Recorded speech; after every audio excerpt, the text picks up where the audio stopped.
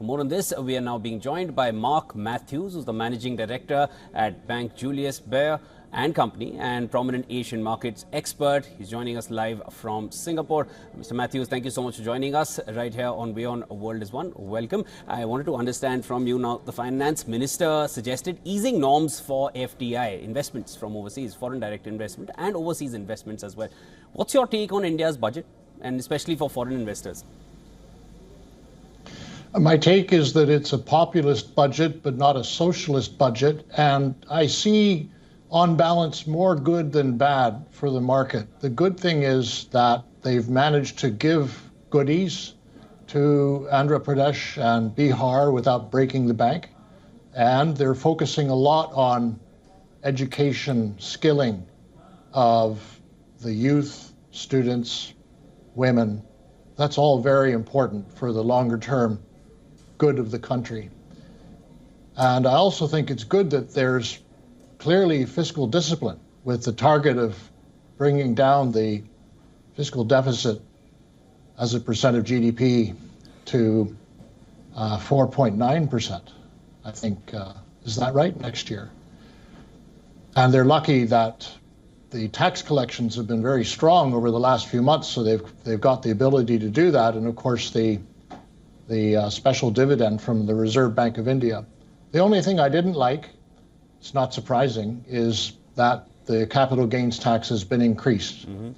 Not an immaterial amount, I might say, from 15 to 20%. That's not immaterial. So that's what I think about the budget. Mr. Miller, I wanted to come in here Mr. Matthews. When we spoke about, as you mentioned earlier, that you find it to be a populist budget. Do you think it would be as popular overseas as well for people who would be wanting or perhaps thinking of investing in India? No, what they will focus most on is the increase in the capital gains tax, and they won't like that. And we also saw a certain slump in the Indian stock markets. There has been a certain amount of recovery already that we've seen in the last hour itself. How much do you feel that kind of volatility would be affecting the Indian markets, and also when you look at this entire scenario sitting outside India?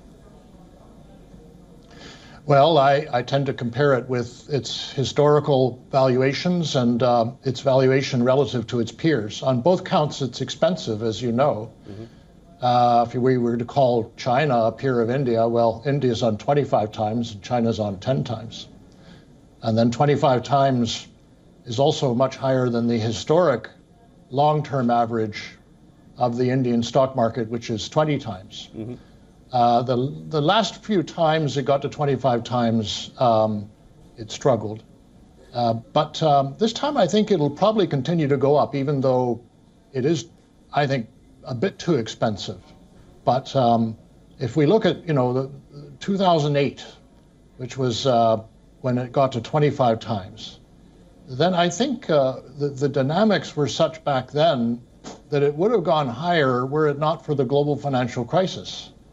And today, absent of a global financial crisis, which I don't really expect, I think the domestic liquidity is still so strong in India that it'll keep going up, even though, to be honest, 25 times is too rich.